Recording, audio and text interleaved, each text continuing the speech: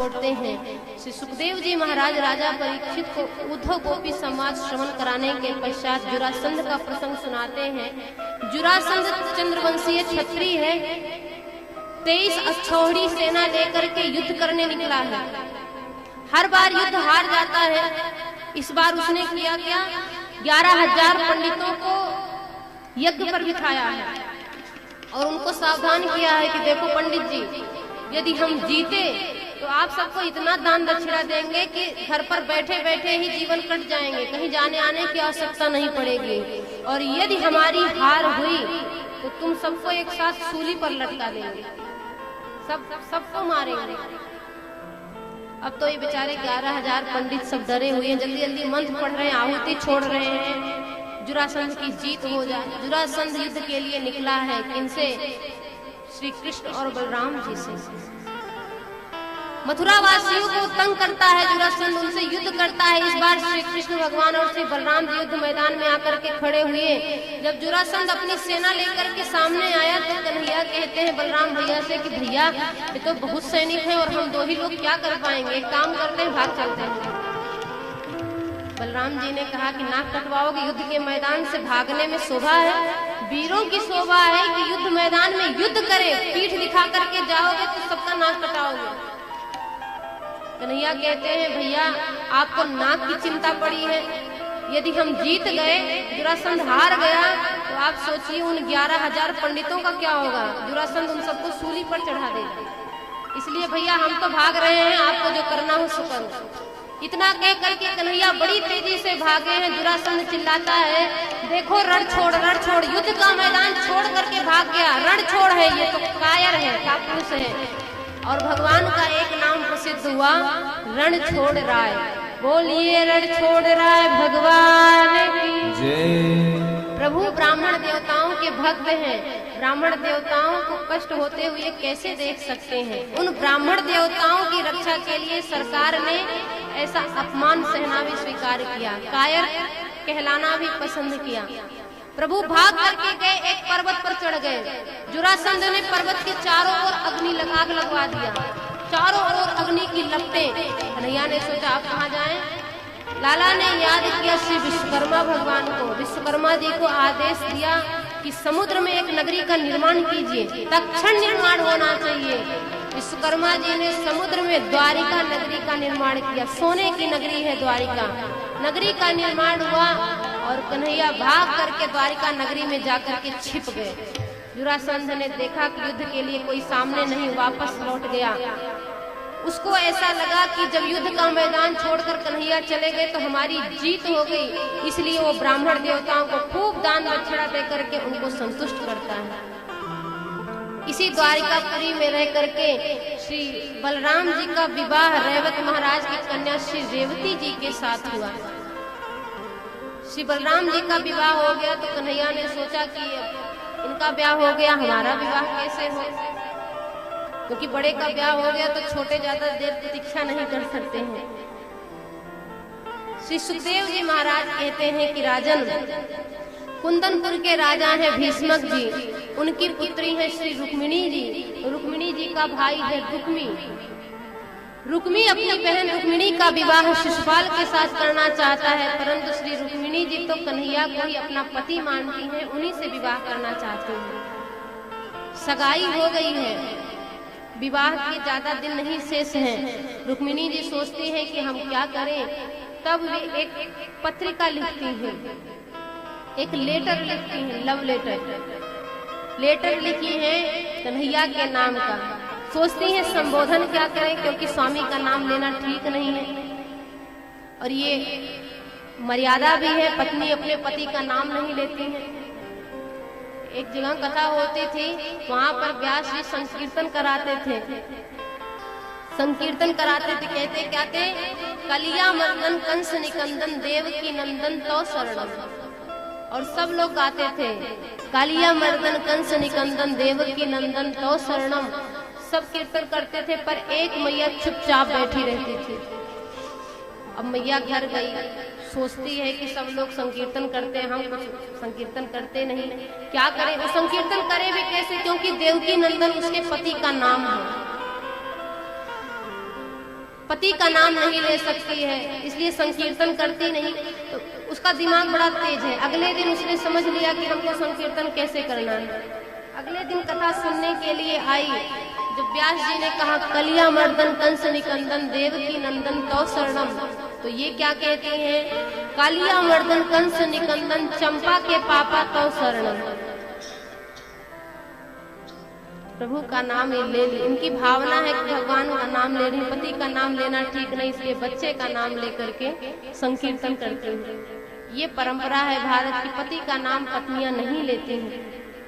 श्री रुक्मिणी जी ने सोचा कि हम क्या करें, क्या संबोधन करें, तो उन्होंने बहुत सुंदर शब्द लिखा, हे त्रिभुवन सुंदर, मैं आपको ही वर्ण करना चाहती हूँ, आपको ही पति रूप में प्राप्त करना चाहती हूँ, परंतु मेरा भाई रुक्मी चाहता है कि मेरा ब्याह शिशुपाल के साथ हो जाए। हमारे यहाँ नियम है कि विवाह के पूर्व कन्या माँ गौरी की पूजा के लिए मंदिर जाती है, तो हम चाहते हैं कि आप माँ गौरी के मंदिर से हमको उठा के ले जाएं, हमारा हरण करके ले जाएं। उस पत्रिका को श्री रुक्मिणी जी ने अपने कुल गुरु के द्वारा भिजवाया है कन्हैया के पास। जब कन्हैया ने पत्रिका को पढ़ा तो बड़े खुश हो गए कि घर बैठे बैठे दुल्हन की व्यवस्था हो गई है, तो बड़ी अच्छी बात है। अब तो सज धज करके रथ पर बैठे, खूब सजे धजे रथ पर बैठे। जब निकले तो बलराम भैया बाहर कहीं गए हुए थे, वापस वे आते हैं तो देखते क्या है, कन्हैया कहीं जा रहा है। बलदेव जी ने पूछा कि भैया तुम जा कहाँ रहे हो, इतना सज धज करके जा कहाँ रहे हो। तो कन्हैया सच्चा जाते हैं, पर सारथी जो उनका है वो बताता है कि आपके छोटे भैया ब्याह के लिए जा रहे हैं। बलराम जी को आश्चर्य होता है, कन्या तो हमने देखी नहीं, फिर विवाह ही किससे करेगा। कन्हैया ने कहा भैया आप सब चिंता मत करो, हमको तो बस जल्दी जाने दो, क्योंकि हमारे पास ज्यादा समय नहीं है। इतना कहकर रथ आगे बढ़ाए हैं। इधर श्री रुक्मिणी जी माँ गौरी के पूजन के लिए मंदिर में आई हैं। 10,000 सैनिक रुक्मी ने श्री रुक्मिणी जी के साथ भेजा है। तुम सब देखते रहना, जैसे ही पूजा पाठ कर ले संभाल करके महल ले आना। रुक्मिणी जी माँ गौरी की पूजा करने के लिए मंदिर में गई हैं, और उधर मंदिर के पीछे से कन्हैया निकल करके श्री रुक्मिणी जी के पास आए हैं। ये 10,000 सैनिक जब इन्होंने कन्हैया को देखा तो सब के सब देखते रह गए। एक कहता है कि अरे भैया उनके गले का हार देखो कितना सुंदर है। एक दूसरा कहता है भैया गले का हार छोड़ो, उनका मुकुट देखो कितना सुंदर है। एक कहता है भैया मुकुट भी छोड़ो, उनका पीताम्बर देखो कितना सुंदर है। एक कहता है पीताम्बर भी छोड़ो, उनके कमर में जो फेंट कसी है वो फेंट तो देखो कितना सुंदर। एक कहता है भैया वो भी छोड़ो, कमर में जो बंसी लगी है बंसी तो देखो कितनी सुंदर है। एक कहता है भैया वो भी छोड़ो, जो पाँव में उन्होंने पनही पहन रखा, जूतियां पहन रखी है वो तो देखो। इतने में कन्हैया ने श्री रुक्मिणी जी को गोदी में उठाया। एक कहता है अरे भैया जिस स्त्री को उन्होंने गोदी में उठाया वो स्त्री कितनी सुंदर है। इतना ये लोग कह रहे थे, उधर कन्हैया श्री रुक्मिणी जी को लेकर के रथ पर बैठे। ये सब सैनिक कहते अरे भैया जिस रथ पर उस स्त्री को लेकर के बैठे हैं वो रथ कितना सुंदर है। जब घोड़े आगे बढ़े तो सैनिक कहते हैं भैया रथ को छोड़ो, घोड़े कितने सुंदर हैं। और इतने में कन्हैया ने फिर हवा से बातें की, घोड़े को आगे बढ़ाया, रथ को आगे बढ़ाया, श्री रुक्मिणी जी को लेकर के आगे बढ़ गए। इधर 10,000 सैनिक कहते हैं कि भैया आनंद आ गया दर्शन करके। अच्छा अब जब आंख खोले तो देखते क्या है, रुक्मिणी जी का कहीं कुछ पता ही नहीं। कहते हैं भैया देवी कहाँ गई, रुक्मिणी जी कहाँ गई, राजकुमारी गई कहाँ। आपस में सैनिक सब एक दूसरे से कहते हैं भैया हमने तो उनको देखा ही नहीं, हम तो वो जो पुरुष आया था हम तो उसके श्रृंगार को देख रहे थे, आभूषणों को देख रहे थे, वस्त्रों को देख रहे थे। तो एक सैनिक ने कहा भैया माखन चोर चित चोर नारी चुरा के ले गए, नारी चुरा के ले गए, आज नारी चुरा करके ले गए। बड़ा शोर हुआ, सब सैनिक भाग करके महल में आए हैं। रुक्मी को सूचना मिली, रुक्मी सेना सजा करके फिर चला है प्रभु से युद्ध करने के लिए। मार्ग में रुक्मी मिलता है, प्रभु के साथ युद्ध करता है। भगवान उसको समझाते हैं पर वो मानता नहीं। सरकार अपना चक्र सुदर्शन चक्र छोड़ना ही चाहते थे। श्री रुक्मिणी जी ने हाथ को पकड़ लिया। रुक्मिणी जी ने कहा कि प्रभु छोड़ दीजिए इनको, हमारे भाई हैं, और जब हमारा आपसे ब्याह हो जाएगा तो ये आपके साले बन जाएंगे और साले साहब को ऐसे मारेंगे तो ये शोभनीय नहीं है। शुभ काम करने जा रहे हैं तो ऐसा अशुभ काम करते आपको शोभा नहीं देता, इनको छोड़ दीजिए। रुक्मिणी जी की प्रार्थना पर कन्हैया ने रुक्मी को छोड़ा है। रुक्मी अपने महल गया, बड़ा क्रोधित है। राजा भीष्मक को जब पता चला तब उन्होंने पत्रिका भिजवाई है, द्वारिकापुरी पत्रिका भिजवाए हैं। अब भगवान श्री कृष्ण ने सोचा कि जब ससुर जी हमारे पक्ष में हैं तो जैसा जैसा वो चाहे हम वैसा ही करें। रुक्मिणी जी को ससम्मान महल भेज देते हैं, राजा भीष्मक के महल जाती हैं और अब भगवान श्री कृष्ण सुंदर दुल्हा वेश में सजते हैं, बारातियों को सजाते हैं। सब बाराती सज धज करके तैयार हुए हैं, रथ पर बैठे हैं, घोड़े पर बैठे हैं, सुंदर पालकी सजी है और सरकार विवाह करने के लिए कुंदनपुर की ओर प्रस्थान किए हैं। बड़े सुंदर दुल्हा बने हैं। बोलिए दुल्हा सरकार की। दूल्हा बने हैं नंदलाल, दूल्हा बने हैं नंदलाल, ये जोड़ी का जवाब नहीं। दूल्हा बने हैं नंदलाल, जोड़ी का जवाब नहीं, ये जोड़ी का जवाब नहीं, हाँ जोड़ी का जवाब नहीं, हाँ जोड़ी का जवाब नहीं, हाँ जोड़ी का जवाब नहीं। आज दूल्हा बने हैं नंदलाल, जोड़ी का जवाब नहीं, आज दूल्हा बने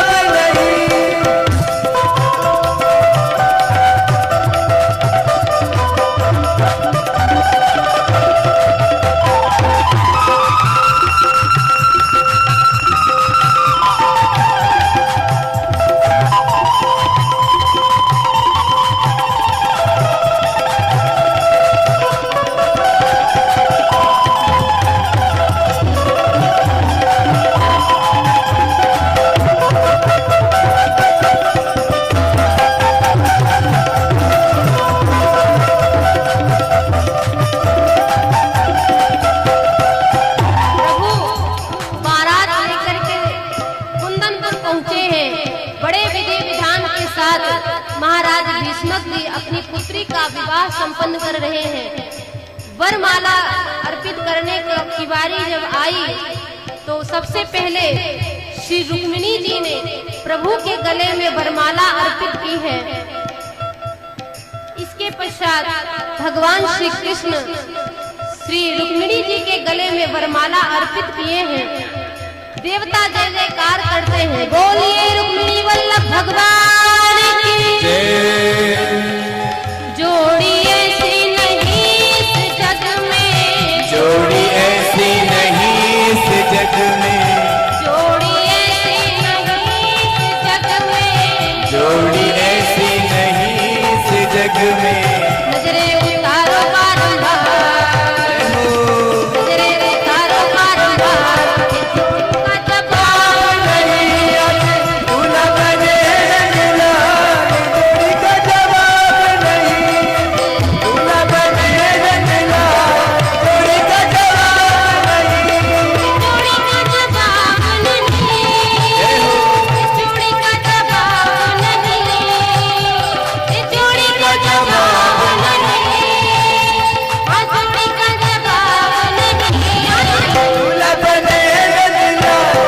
जोड़ी का जवाब नहीं। तू न बने रंगलाल, जोड़ी का जवाब नहीं, तू न बने रंगलाल, जोड़ी का जवाब नहीं, जोड़ी का जवाब नहीं। अपनी दुल्हन बना ले, शाम तेरी दीवानी हुई मैं, मुझे अपनी दुल्हन बना ले, शाम तेरी दीवानी हुई मैं, मुझे अपनी दुल्हन बना ले, तेरी दीवानी हुई मैं। अपनी दुल्हन बना ले, शाम तेरी दीवानी हुई मैं, मुझे अपनी दुल्हन बना ले, शाम तेरी दीवानी हुई मैं।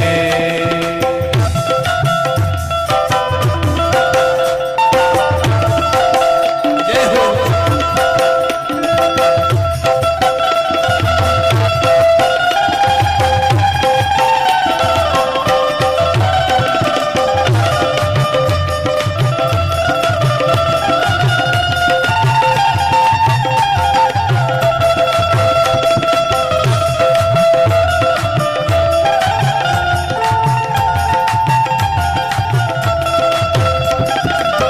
तेरे लिए मैंने विधिया सजाई, मैंने विधिया सजाई, तेरे लिए मैंने मांग भराई, तेरे लिए मैंने मांग धराई, तेरे लिए मैंने नथनी सजाई, तेरे लिए मैंने नथनी सजाई। अब हाथों में, जय हो। अब हाथों में, जय हो। दोनों हाथों में मेहंदी रचा दे, शाम तेरी दीवानी हुई मैं, मुझे अपनी दुल्हन बना ले, शाम तेरी दीवानी हुई मैं।